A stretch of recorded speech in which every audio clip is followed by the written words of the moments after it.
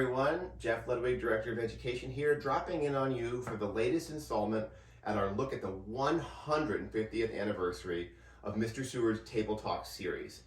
These were daily reflections, anecdotes, and musings that he has and records in the third volume of his autobiography, usually conversations had around his dinner table in this last year of his life when he's retired at home here in Auburn.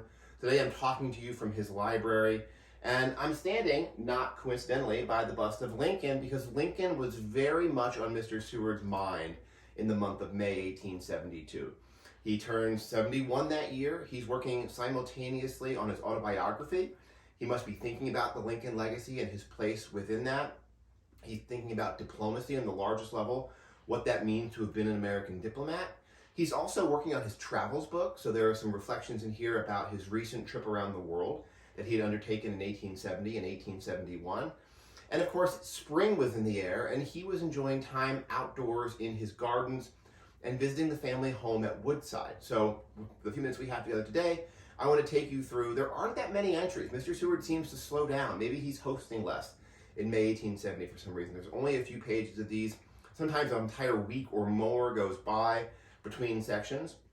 I'll begin on May 1st, 1872. Mr. Seward's having dinner, and he's regaling his guests with stories about his recent trip. And he must be thinking about Egypt. There are several passages in the May Table Talk about Egypt. I'll read to you just a little bit from the first of those two. Again, May 1st, 1872. Egypt is more associated with the idea of the past than any other country.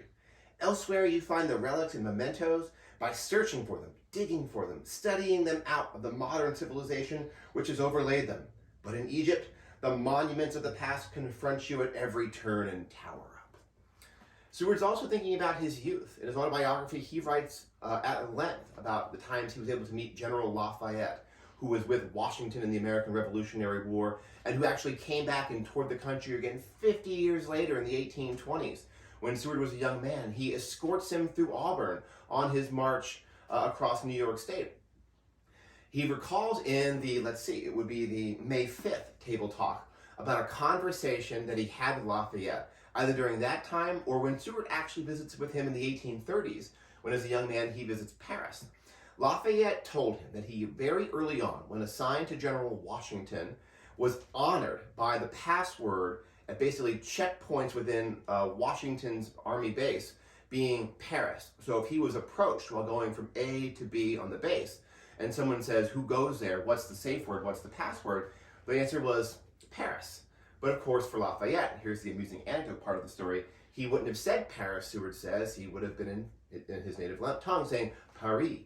So he dines with generals one evening and is going back to his barracks when he's accosted, and he's asked to give the password by a Revolutionary War soldier. He says, Paris. The soldier says, no, that's wrong. And he holds him up and asks him several more times, keeps getting the same answer. Finally, Sergeant Master at Arms is brought in and explains to the soldier who this is and why he'd be saying Paris instead of Paris.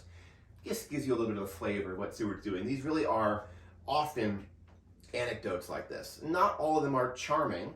In fact, in May, there are several that cause me to recoil a little bit. Seward is thinking a lot about politics. The political conventions are happening in May of 1872. Grant will be seeking re-election, and Seward is reflecting a little bit on modern contemporary politics. So following what's happening at the party conventions in 72, I'm going to read from you, but I also have the text put up. This is a really interesting one, I think, with relevance today. And this is from May the, let me find my exact one. May the 5th. Did it ever occur to you that the great political problem which has vexed the political theorists and philosophers is simply this: how to prevent the government from falling into the hands of knaves or fools? In all ages, in all countries, that is the question which they've been trying to solve, for the most part with indifferent success. Monarchies, republics, parliaments, and despotisms in their various forms were all invented to avert that danger, and have all found it impossible to entirely prevent it. Look at the proceedings of any party convention under this, the best government in the world, and see how close they run to that danger every time they meet. He was still, I think, kind of simmering about this. He actually, at that same dinner, May 5th, talks about how free are we really to vote in this country at a time when it was mostly white men doing the voting, although that was beginning to change a little. He says during the same thing, we believe in this country a citizen can vote for whomever he pleases. Theoretically he can, but as a practical fact, he simply has the choices of 2 or 3 candidates, the major two-party system.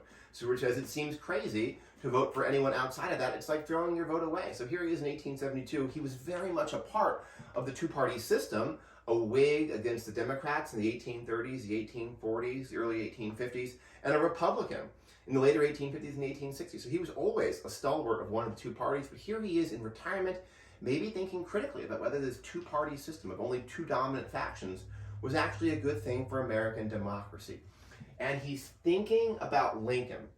The way this next table talk from May the 17th is written, it appears like someone asked him a question. Lincoln was famous for having sort of folksy wisdom, for being a great storyteller, for spinning a yarn, and clearly Seward's a bit agitated because someone's asked him to maybe talk about Lincoln as a storyteller, and Seward is not having it. He's remembering a more serious side of Lincoln. He's remembering the war, perhaps misremembering some of the charm that Lincoln actually does possess.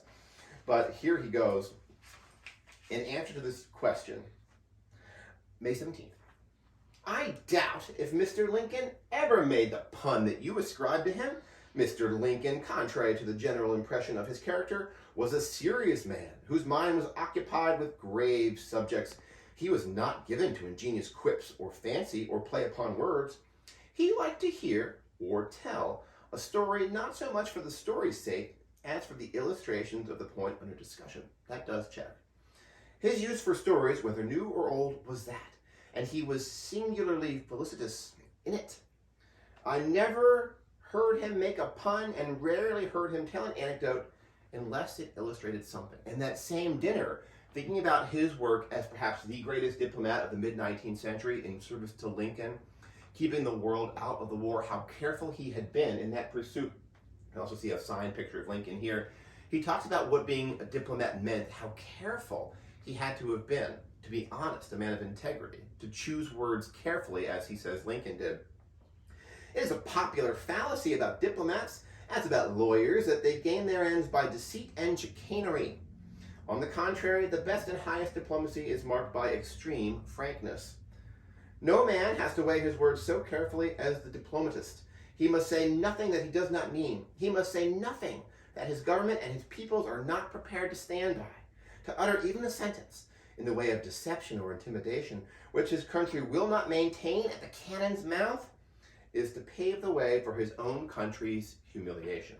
Something he, for sure, learned the hard way. As May winds to its conclusion, he's got a couple of more very brief table talks, May 24th, May 26th. Seward seemingly takes a reduced tact. He's talking a little bit less about Lincoln and politics. He does, in the month of May, reflect on Johnson and Grant and some of the political intrigue of the late 1860s and early 1870s.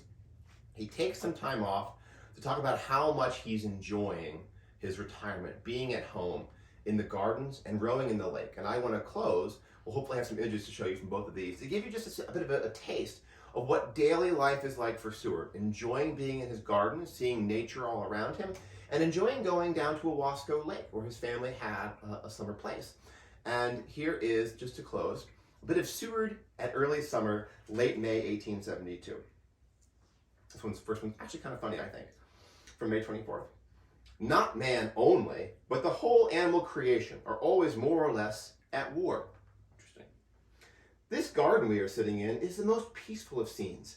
Yet look around and you will see the blackbirds making war on the orioles, the robins having battle with the squirrels, the sparrows exterminating the caterpillars, and the cat exterminating the sparrows with quite as much hereditary antipathy as between the French and Germans.